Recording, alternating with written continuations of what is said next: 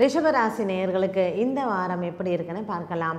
November மாதம் 23ஆம் தேதியிலிருந்து November மாதம் 30ஆம் தேதி வரையிலும் இந்த மாதம் உங்களுக்கு ஒரு சிறப்பான நாட்களாக அமைகிறது. மனதிற்கு சந்தோஷம் தரும் நாட்களாகவும், பிரிந்திருந்த தம்பதிகள் ஒன்று சேருவதும், திருமணங்கள் கைகூடும் நாட்களாகவும் அமைகிறது. மிருகசீரிஷ நட்சத்திரக்காரர்களுக்கு முக்கியமாக திருமண தடை விலகுவதும், பிரிந்திருந்த தம்பதிகள் ஒன்று சேருவதும், கணவன் மனைவிக்கு இடையே இருந்த கசப்புகள் மாறி ஒரு சுமூகமான உறவுகள் என்பது இந்த வாரத்தில் நீங்கள் எதிர்பார்க்கலாம்.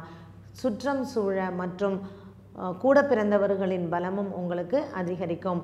நீண்ட நாட்களாக இருந்து வந்த குடும்ப பிரச்சனைகள், முக்கியமாக சொத்து தகராறுகள் அனைத்தும் இந்த வாரத்தில் நல்ல முடிவுகள் எடுப்பீர்கள்.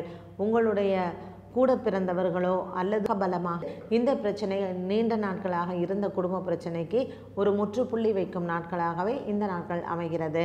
பங்கு வர்த்தகத்தில் முதலீடு செய்ய எண்ணம் இருப்பவர்களுக்கு இந்த மாதத்தில் குறிப்பாக 26, 27, 28 ஆகிய தேதிகள் உங்களுக்கு லாபகரமான தேதிகளாக அமைகிறது.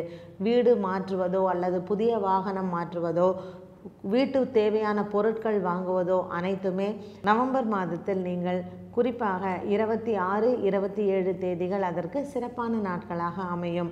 ரிஷபராசி நேயர்களுக்கு பொதுவாகவே இந்த நாட்கள் அனைத்துமே உங்களுக்கு ஒரு மனதிற்கு சந்தோஷம் தரும் நாட்களாகவே அமைகிறது. மிருகசீரிஷம் மற்றும் ரோகிணி நட்சத்திரக்காரர்களுக்கு அலுவலகத்தில் உங்களுக்கு உயர் அதிகாரிகளினால் நல்ல லாபத்தை எதிர்பார்ப்பீர்கள். நீங்கள் உங்களுடைய அக்கம் பக்கத்தில் இருக்கக்கூடிய, அதாவது உங்களுக்கு தெரிந்தவர்கள் மற்றும் நண்பர்களிடத்திலேயே வாக்குவாதங்களை தவிர்ப்பது நல்லது. ரோகிணி, மிருகசீரிஷம், கார்த்திகை நட்சத்திரக்காரர்களில் மிருகசீரிஷம் மற்றும் ரோகிணி நட்சத்திரக்காரர்கள் குறிப்பாக இந்த வாரத்தில் நீங்கள் வாக்குவாதங்களை தவிர்ப்பது நல்லது. ரிஷப ராசி நேயர்கள் பொதுவாக திங்கட்கிழமை அன்று சிவனுக்கு வில்வ அர்ச்சனை செய்தாலே இந்த நாட்கள் முழுவதுமே உங்களுக்கு மனதிற்கு சந்தோஷம் தரும் நாட்களாக அமையும்.